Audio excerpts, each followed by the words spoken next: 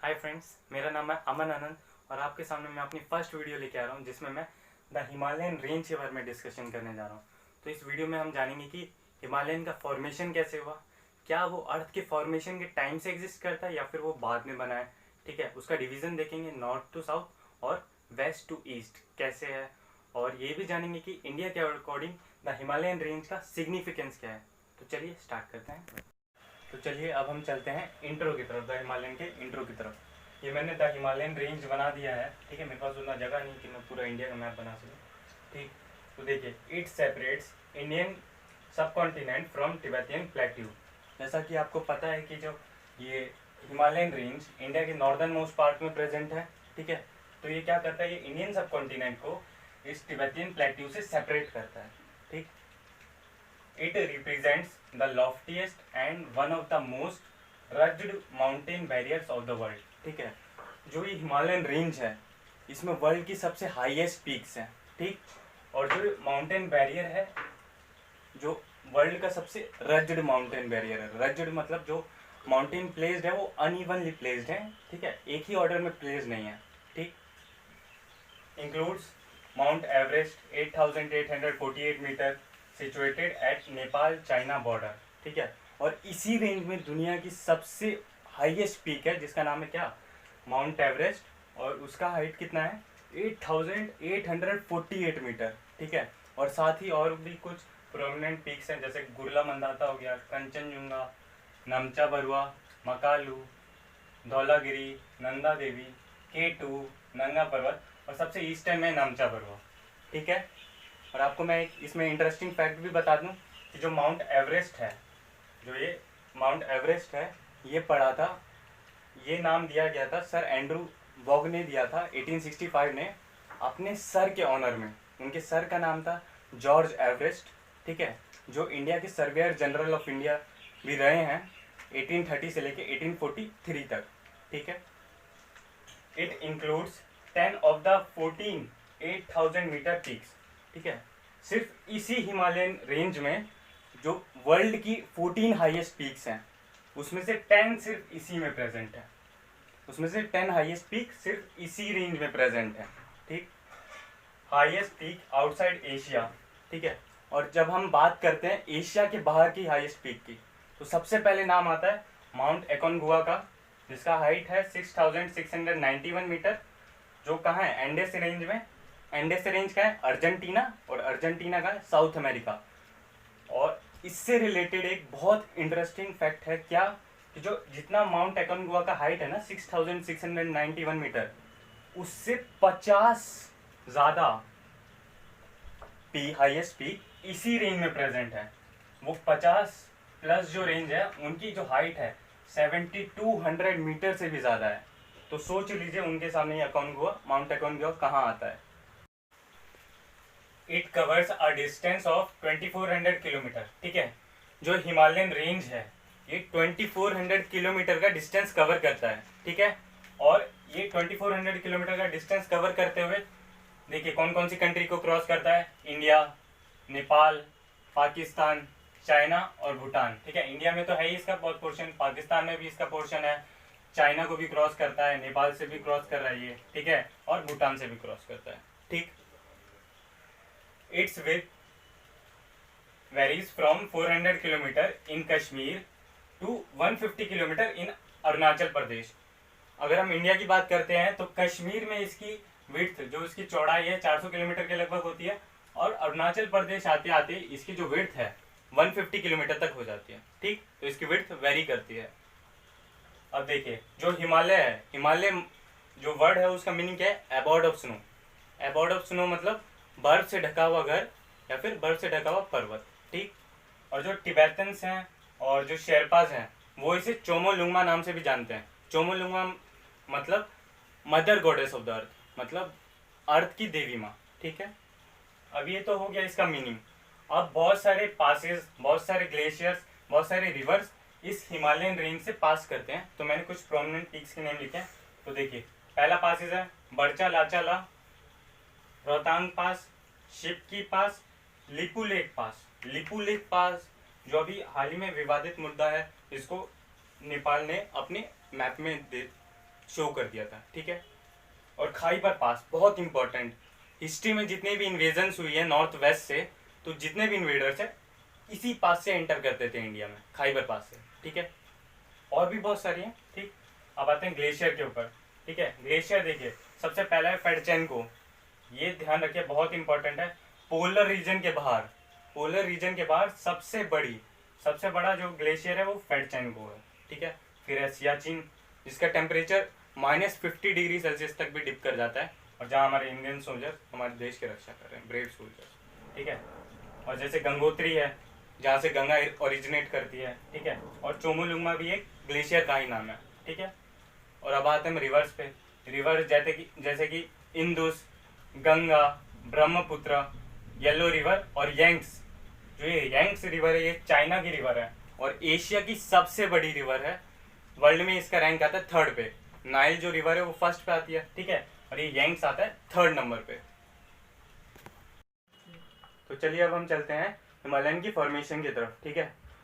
तो हिमालयन का फॉर्मेशन जानने से पहले हमें 2 थ्योरी जाननी पड़ेगी। सबसे पहला प्लेट टेक्टोनिक्स थ्योरी और दूसरा है कॉन्टिनेंटल ड्रिफ्ट थ्योरी, ठीक है।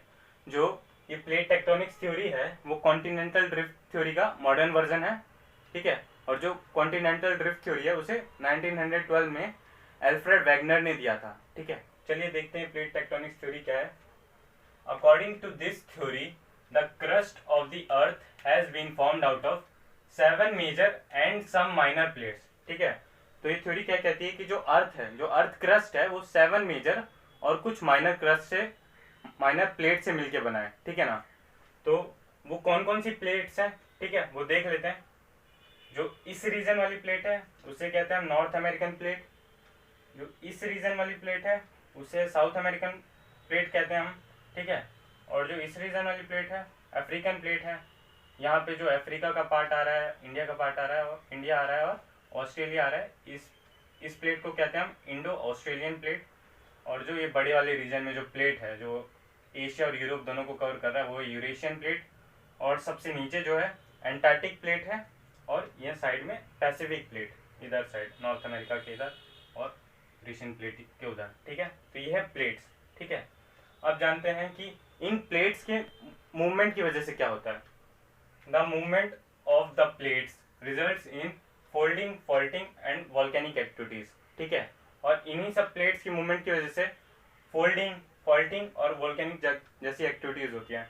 जैसे कि फोल्डिंग में क्या होता है कि जैसे ही जैसे ही प्लेट्स एक दूसरे की तरफ मूव करती हैं तो क्या होती है, ऐसे फोल्ड टाइप के बन जाते हैं, जैसे फोल्ड माउंटेन, जैसे यंग फोल्ड माउंटेन है कौन, हिमालय, ठीक है। फॉल्टिंग में क्या होता है कि जब जो अर्थ सरफेस के नीचे का जो प्रेशर की वजह से क्या होता है, जो अर्थ सरफेस वहाँ का क्रैक होने लगता है, ठीक है।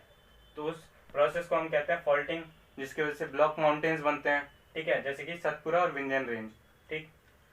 और वोल्केनिक एक्टिविटीज, ये तो आप जानते हैं कि जब अर्थ के कोर से जो मैग्मा अर्थ सरफेस पे आ जाता है लावा के फॉर्म में, ठीक है, उसे ही कहते हैं वोल्केनिक एक्टिविटीज, एक वोल्केनोस, ठीक है।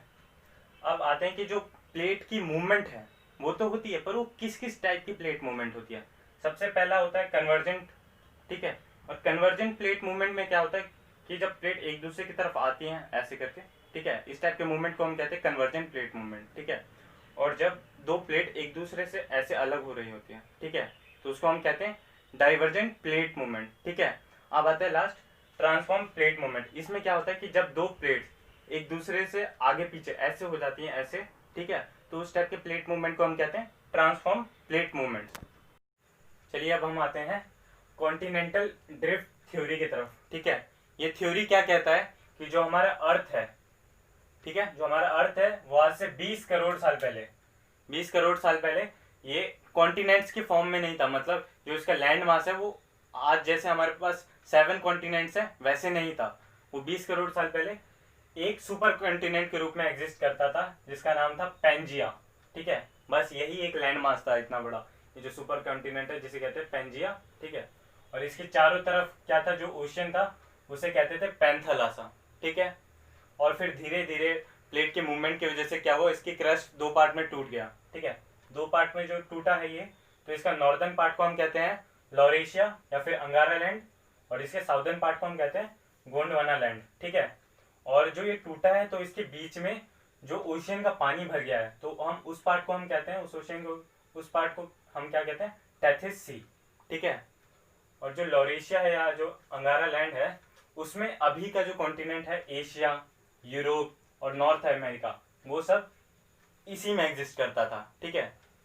और जो गोंडवाना लैंड में पेनिनसुला पार्ट है इंडिया का, जो साउथ अफ्रीका है, साउथ अमेरिका है, और एंटार्क्टिका जो है वो गोंडवाना लैंड में एग्जिस्ट करता था। ठीक है, पहले।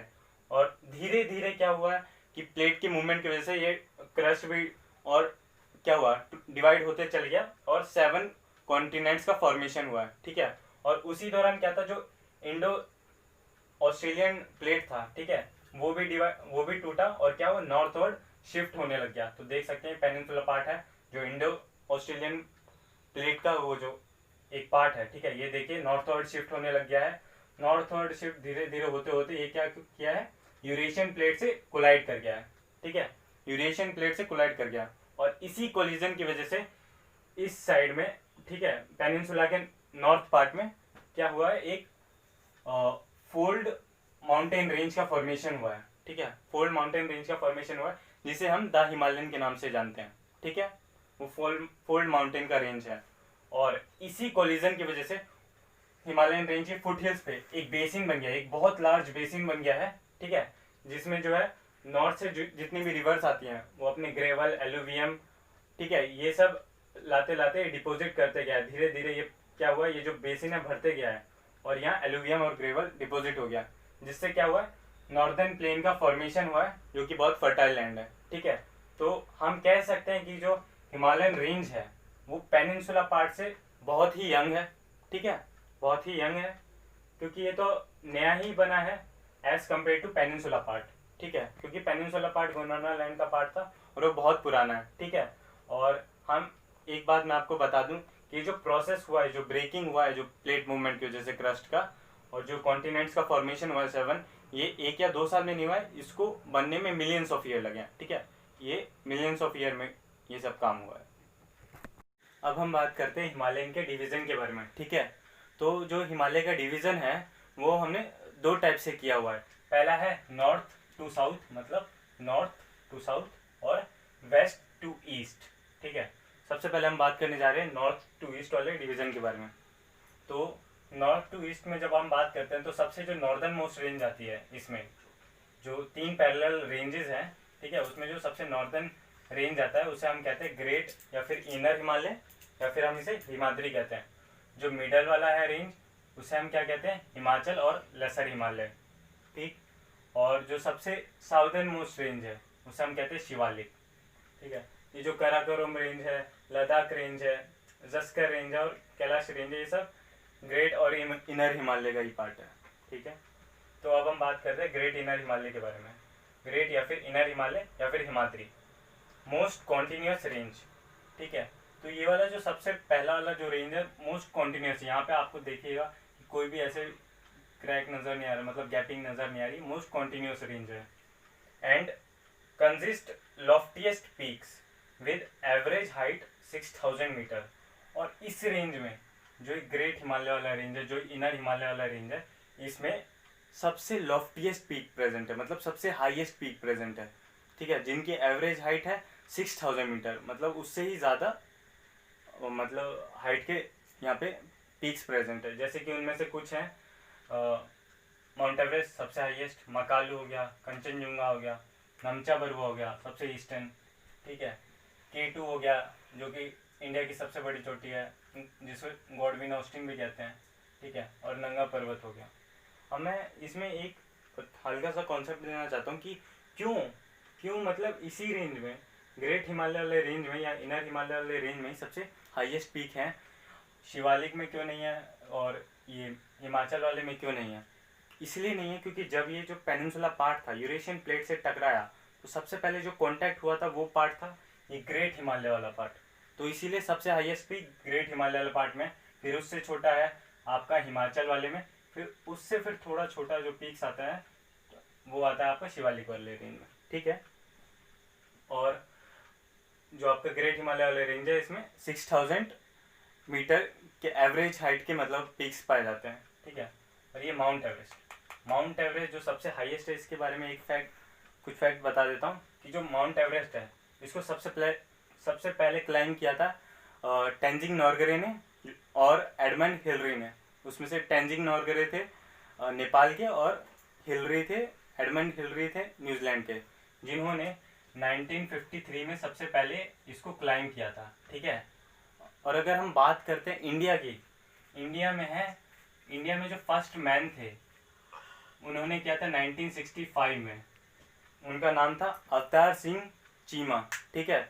वो थे इंडियन आर्मी के जवान, parachute regiment, 7th parachute regiment के। उनने अपने साथ 8 उनके जो सैनिक थे, उनके साथ के सैनिक, उनने मतलब 9 ने इकट्ठे इस रेंज की चढ़ाई, मतलब ये जो माउंटेन है माउंट एवरेस्ट, इसकी चढ़ाई करी थी। ठीक है। ये कैप्टन थे, इसीलिए इनका नाम फर्स्ट मैन में आता है, अवतार सिंह चीमा। ठीक है। और जो सबसे अगर हम बात करते हैं इंडिया में जो जिनने सबसे पहले ये फतेह किया था माउंट एवरेस्ट, उनमें नाम आता है बचेंद्री पाल। 1984 में उन्होंने क्या किया था, माउंट एवरेस्ट को फतेह किया था। ठीक है। ये तो थे फैक्ट। अब आते हैं फिर से ग्रेट हिमालय की तरफ कि फोल्ड्स आर एसिमेट्रिकल। जो फोल्ड्स हैं, मतलब जो फोल्ड्स हैं इसमें, इस ग्रेट हिमालय वाले रेंज में, जैसे कि ये फोल्ड है, ये एसिमेट्रिकल है। मतलब अगर हम इसको बीच में से काटेंगे तो ये इक्वल पार्ट्स में डिवाइड नहीं होगा। ठीक है। तो क्या है ये फोल्ड्स, क्या है, एसिमेट्रिकल। ठीक है। और अगला पॉइंट आता है core is composed of granite. जो इसका कोर है, जो इसका मतलब इस रेंज का जो कोर है वो किससे बना, उसमें क्या है प्रेजेंट, ग्रेनाइट प्रेजेंट है उसमें। ठीक है। Perennially snow bound and a number of glacier descends from this range, example तो गंगोत्री एंड सतोपंत। ठीक है। क्योंकि ये जो ग्रेट हिमालय है इसमें जो एवरेज हाइट है 6000 मीटर, तो उतना जो हाइट पे कोई भी मतलब जैसे पहाड़ है उतने हाइट पे है, तो नॉर्मल सी बात है, जितनी हम ऊपर जाते रहते हैं टेम्परेचर कम होते जाता है। ठीक है। इसलिए क्या है, वहाँ पूरे साल भर बर्फ पड़ती है और बहुत सारे ग्लेशियर भी यहाँ से निकलते हैं। इसमें से गंगोत्री हो गया, सतोपंत, और भी बहुत सारे ग्लेशियर यहाँ से निकलते हैं। ठीक है। तो ये तो हमारा हो गया ग्रेट हिमालय या फिर इनर हिमालय या फिर हिमाद्री। अब चलते हैं हम ये जो मिडल वाला जो रेंज है, ठीक है, वो हिमाचल रेंज और लेसर हिमालय जिसे कहते हैं। ठीक है। जो लेसर हिमालय, जो हिमाचल हिमालय है, वो मोस्ट रजिड रेंज है। मतलब सबसे जो अनइवन माउंटेन्स लोकेटेड है वो किस में है, इसी हिमाचल हिमालय में। ठीक है। Altitude varies from 3700 metre to 4500 metre. और इस रेंज में जो एवरेज हाइट होती है, मतलब जो एल्टीट्यूड देखने को मिलता है आपको पीक्स का, वो है 3700 मीटर से लेके 4500 मीटर तक। ठीक है। नॉर्मल सी बात है, मैंने बताया था कि जो पेनिनसुला वाला पार्ट है वो यूरेशियन से जब टकराया तो सबसे पहले जो कांटेक्ट में आया था वो यही वाला पार्ट था, ग्रेट हिमालय वाला पार्ट। इसीलिए यहाँ सबसे ज़्यादा हाइट की पीक्स है, फिर इसमें कम, फिर इसमें सबसे कम जो शिवालिक है। ठीक है। आगे आता है कि इसकी जो एवरेज विड्थ है, जो इस वाले रेंज की जो एवरेज विड्थ है वो है 50 किलोमीटर। ठीक है। अब आते हैं कि कौन कौन से जो प्रोमिनेंट रेंज है। इसकी सबसे जो लंबी रेंज है वो है पीर पंजाल, फिर आता है धौलाधार और महाभारत रेंज। ये सब प्रोमिनेंट रेंजेस है इसमें हिमाचल हिमालय में। ठीक है। और बहुत सारी वैलीज, बहुत सारी हिल स्टेशंस यहाँ पे पाए जाते हैं इसमें हिमाचल हिमालय में। वैलीज जैसे कि कश्मीर, कुल्लू और कांगड़ा वैली यहीं पे प्रेजेंट है। और भी बहुत सारी, जैसे नैनीताल हो गया, ठीक है, मनाली हो गया, ये सब यहीं प्रेजेंट है। हिल स्टेशन भी बहुत सारे प्रेजेंट है इधर, शिमला हो गया, मसूरी हो गया, दार्जिलिंग। ठीक है। और भी बहुत सारे हैं। और सबसे फेमस, मतलब सबसे ज़्यादा जो यहाँ उगाया जाता है, जिसके लिए फेमस है, यहाँ पे बहुत सारे एप्पल ऑर्चर्ड्स पाए जाते हैं, मतलब सेब के बागान बहुत पाए जाते हैं इधर। ठीक है। टी प्लांटेशन भी बहुत होता है इस वाले रेंज में। ठीक है। अब आते हैं शिवालिक की तरफ। शिवालिक जो कि वो 3 पैरेलल मेजर डिवीजन था, ठीक है, उसका सबसे साउदर्न मोस्ट पार्ट है शिवालिक। ठीक है। यहाँ पे जो एल्टीट्यूड वेरी करता है 900 से लेके 1100 मीटर। मतलब इस रेंज में जो भी पीक्स पाई जाती है उनकी हाइट है 900 से लेके 1100 मीटर। क्यों? क्योंकि मैंने बताया था कि जब पेनिनसुला पार्ट जब तिब्बतियन प्लेट से टकराया था, सबसे ज़्यादा इम्पैक्ट हुआ था इस वाले रीजन में। ये पहला जो वाला जो कट है वो है ग्रेट वाला, सेकंड वाला है लेसर वाला, क्योंकि सबसे ज़्यादा इसमें हुआ था इम्पैक्ट, तो इसीलिए सबसे ज़्यादा हाइट इसमें है, फिर उससे कम लेसर में, फिर सबसे कम ये शिवालिक वाले रेंज में है। ठीक है, विड्थ 10 किलोमीटर, जो इस रेंज की विड्थ है, जो चौड़ाई है, वो 10 किलोमीटर पाई जाती है। ठीक है, valleys are covered with thick alluvium and gravel, और जो इस रेंज में शिवालिक वाली रेंज में वैलीज पाई जाती है वो थिक एलुवियम और ग्रेवल उसमें उससे पूरा कवर्ड रहता है। क्यों? क्योंकि जो नॉर्थ से रिवर अपने साथ सेडिमेंट्स एलुवियम ग्रेवल बहा के लाके वो उधर जाके डिपॉजिट हो जाता है। ठीक है ना। और देखिए, और longitudinal valleys between lesser Himalaya and Shivalik are known as dunes। Example Dehradun, Kotli Dun और पाटली दून। ठीक है, जो इसके और जो लेसर हिमालय के बीच में जो वैलीज पाई जाती है, शिवालिक और लेसर हिमालय के बीच में जो लॉन्गिट्यूडनल वैलीज पाई जाती है, लॉन्गिट्यूडनल वैलीज, उसे ड्यून्स कहते हैं। ठीक है, ड्यून्स क्या होती है? जो लेसर हिमालय और शिवालिक के बीच में जो लॉन्गिट्यूडनल वैलीज होती है उसे ड्यून्स कहते हैं। जैसे कि देहरादून, कोटली ड्यून, पाटली ड्यून, ये सब क्या है? प्रोमिनेंट कुछ ड्यून्स है। ठीक है, तो ये तो था हमारा क्या, south to north to south वाला जो डिवीजन था। ठीक है, अब हम आते हैं वेस्ट टू ईस्ट वाले पे। ठीक है, दो टाइप से मैंने बोला था कि डिवीजन होता है, पहला होता है नॉर्थ टू साउथ और सेकंड होता है वेस्ट टू ईस्ट। ठीक है, और जो वेस्ट टू ईस्ट वाले में जो हम बात करते हैं, वो जो डिवीजन होता है वो बेसिकली होता है रिवर्स के बेस, रिवर उसको डिवाइड करती है। ठीक है, देखते हैं हम कैसे डिवाइड करते हैं। तो जो पहला डिवीजन आता है वो इंदुस और सतलज के बीच का, मतलब जो पार्ट हिमालय का इंदुस रिवर और सतलज रिवर के बीच में आता है उसे हम कहते हैं पंजाब हिमालय। ठीक है, क्योंकि देखिए आप पंजाब भी पढ़ रहा है, और रीजनली इसे कश्मीर हिमालय और हिमाचल हिमालय भी कहा जाता है, क्योंकि इसमें कश्मीर का भी पार्ट आ रहा है, हिमाचल भी आ रहा है। ठीक है, तो इसलिए इसे रीजनली अलग अलग नाम से भी जाना जाता है। अब देखिए, सतलुज रिवर और काली रिवर के बीच में जो पार्ट आता है वो आता है कुमाऊं हिमालय। ठीक है, कुमाऊं हिमालय, मैं इसको थोड़ा याद रखने का ट्रिक बता देता हूँ, क्योंकि सतलुज और काली के बीच में जो ये वाला पार्ट आ रहा है, ये आ रहा है आपका उत्तराखंड वाला पार्ट। ठीक है, और उत्तराखंड में कम्युनिटी पाई जाती है, कुमाऊं के कम्युनिटी। ठीक है, तो उसी हिसाब से आप उसको कंपेयर कर सकते हैं कि सतलुज और काली के बीच में जो पार्ट होगा वो कौन सा है? कुमाऊं हिमालय। ठीक है, अब काली जो कि नेपाल से बस हल्का सा इधर है, उसके बॉर्डर पे ही है। अब काली और जो है तिस्ता, ठीक है, काली और तिस्ता रिवर जो कि देखो नेपाल को पूरा कवर कर रही है। ठीक है, ये पार्ट इसका हिमालयन रेंज में क्या नेपाल वाला ही आ रहा है, तो इसीलिए इसे हम क्या कहते हैं? नेपाल हिमालय। काली रिवर और तिस्ता रिवर के बीच का जो पार्ट है हिमालय का, उसे हम कहते हैं नेपाल हिमालय। ठीक है, और अब आते हैं तिस्ता और दिहांग रिवर। तिस्ता और दिहांग रिवर, देखिए इसके बीच में यहाँ असम वाला पार्ट आता है, और ये भूटान भी आ रहा है, अरुणाचल प्रदेश का भी पार्ट आ रहा है। ठीक है, पर मेनली इसे किस नाम से जाना जाता है? असम हिमालय के। ठीक है, जो तिस्ता और दिहांग रिवर के बीच का जो पार्ट होता है उसे हम कहते हैं असम हिमालय। ठीक है, अब आते हैं इसके ईस्टर्न मोस्ट पॉइंट। जब हम वेस्ट टू ईस्ट में जाते हैं तो उसका ईस्टर्न मोस्ट पॉइंट, जो ईस्टर्न मोस्ट पॉइंट पे कौन सा रिवर है? ब्रह्मपुत्र रिवर। ठीक है, ब्रह्मपुत्र रिवर है जो इसका एकदम ईस्टर्न मोस्ट बाउंड्री को कवर करता है। ठीक है, और जैसे ये ईस्ट में आता है ये साउथवर्ड बेंड हो जाता है, इस साइड यहाँ से जा रहा है, अब ये ऐसे मुड़ गया है, जो ये रेंज है ऐसे मुड़ गया है, इसको हम कहते हैं ईस्टर्न हिल्स, या फिर इसको हम पूर्वांचल हिल्स भी कहते हैं। ठीक है, और यहाँ पे बहुत डेंस फॉरेस्ट पाए जाते हैं। ठीक है, बहुत सारी सेंचुरीज, नेशनल सेंचुरीज है। ठीक है, bird sanctuary, wild life sanctuary सब है। यहाँ भी हाल ही फिलहाल में पटकाई बम में भी एक सेंचुरी खुलने जा रहा है। ठीक है, तो ये सब क्या है? पैरेलल हिल्स है कुछ, पटकाई बम, नागा हिल्स, ये सब पूर्वांचल हिल्स का पार्ट है, ईस्टर्न हिल का पार्ट है। नागा हिल्स, मिजो हिल्स, फिर इधर आ जाता है मेघालय की तरफ गारो, खासी, जयंतिया। मैं बता देता हूँ इसकी खासियत। ये जो बीच वाले जो खासी है ना, खासी हिल्स पे क्या पाया जाता है?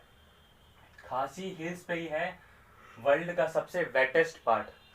ठीक है ना, उसका नाम है मौजिनराम। मौजिनराम इसी खासी हिल्स पे प्रेजेंट है। कहाँ है वो? मेघालय में, ठीक है। इससे पहले चिरापुंजी था, वो भी इन तीनों पहाड़ियों में ही आता था, ठीक है, चिरापुंजी। अब हम बात करते हैं, ये तो हो गया हमारा west to east division river के बेसिस पे, ठीक है। अब कुछ रीजनल नेम्स भी आते हैं, ठीक है, जहाँ से ये गुजरता है तो वहाँ के लोग उसे अलग अलग नामों से भी बुलाते हैं। जैसे कि कुछ हो गया किसी रीजन में सागर माता हिमालय नाम से जाना जाता है, कहीं अन्नपूर्णा हिमालय के नाम से जाना जाता है, कहीं गौरी शंकर हिमालय के नाम से जाना जाता है, ठीक है, कहीं पूर्वांचल हिमालय के नाम से जाना जाता है, ठीक है। तो ये तो हो गए कुछ रीजनल नेम्स की, मतलब अलग अलग रीजन में भी इसे अलग अलग नाम से जाना जाता है। ये तो हो गया बेसिक वाला और ये हो गया रीजनल वाला, ठीक। अब हम आते हैं हिमालय के सिग्निफिकेंस की तरफ, ठीक है। हम देखेंगे इंडिया के कॉन्टेक्स्ट में कि कैसे हिमालय हमारे लिए बहुत इंपॉर्टेंट है, कैसे मतलब कैसे यूजफुल है हमारे लिए, बहुत ज़्यादा, ठीक है। The Himalayas have saved us from many invasions from north, ठीक है।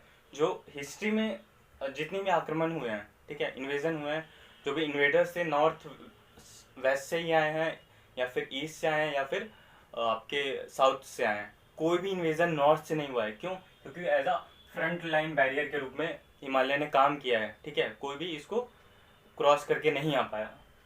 दे act as a cold barrier to the cold winds blowing from the central Asia, ठीक है। और सबसे मेन की जो सेंट्रल एशिया से विंटर में जो ठंडी हवाएं आती है, जो साइबेरियन विंड्स आती है, उनसे ही बचाता है, उनसे ही प्रोटेक्ट करता है, ठीक है। ये उस जो विंड्स है उसको पार नहीं जाने देते हैं अपने से, ठीक है, as a barrier, cold barrier काम करता है। The Himalayas stop the rain bearing clouds from leaving the country, ठीक है। और इसका और सिग्निफिकेंस क्या है कि जो हिमालय है, जो हमारे कंट्री में जो रेन बियरिंग क्लाउड्स जो क्रॉस कर रहे होते हैं हमारे कंट्री से, उस साइड जा रहे होते हैं नॉर्थ की साइड, तो ये क्या करता है, उन सब क्लाउड्स को रोक के रखता है, ठीक है। और उसी वजह से क्या होता है, नॉर्थ में भारी वर्षा होती है, ठीक है। तो ये रेन बियरिंग क्लाउड्स को जाने नहीं देता कहीं, ठीक है, रोक के रखता है हमारी कंट्री में। Many rivers originate from the Himalayas, these rivers bring down the fertile soil to the northern plain, ठीक है। जैसे कि हमने पहले भी अभी पढ़ा है कि बहुत सारी रिवर्स यहाँ से ओरिजिनेट करती है, हाँ, और ये साथ साथ जो फर्टाइल सॉइल लेके आती है वो जाके नॉर्दर्न प्लेन में डिपॉजिट कर देती है, ठीक है। इसीलिए जो नॉर्दर्न प्लेन है सबसे फर्टाइल लैंड है इंडिया का। Provide valuable would and medicinal plants, ठीक है, क्योंकि यहाँ फॉरेस्ट भी पाए जाते हैं हिमालय पे, ठीक है, तो इसीलिए ये हमें वुड भी प्रोवाइड करता है और बहुत सारे मेडिसिनल प्लांट्स भी यहाँ पाए जाते हैं। Home of variety of animals like snow leopard, Tibetan sheep, musk deer, tigers, mountain goats, yak, ठीक है। और इस रीजन में ये सब क्या कहते हैं, जो एनिमल्स है, बहुत ज़्यादा वैरायटी के एनिमल्स पाए जाते हैं। तो उनमें से कुछ हैं, जैसे स्नो लियोपार्ड हो गया, टिबेटन शीप हो गया, मस्क डियर हो गया, टाइगर्स हो गया, माउंटेन गोट्स हो गया और याक, ठीक है। ये सब जानवर उधर पाए जाते हैं और भी ज़्यादा पाए जाते हैं, ठीक है। Many tourist visit the Himalaya for adventurous sports such as river rafting, skiing and paragliding, ठीक है। और टूरिस्ट के लिए मेन आकर्षण क्या है, अट्रैक्ट कैसे करता है हिमालय, कि वहाँ एडवेंचरस स्पोर्ट खेले जाते हैं, ठीक है। एडवेंचरस स्पोर्ट होते हैं जैसे कि रिवर राफ्टिंग हो गया, स्कीइंग हो गया और पैराग्लाइडिंग हो गया। तो चलिए, ये था हमारा पूरा लेक्चर। आशा करते हैं कि आपको समझ आया होगा। अगर समझ आया तो ज़्यादा से ज़्यादा लाइक करिए और शेयर करिए।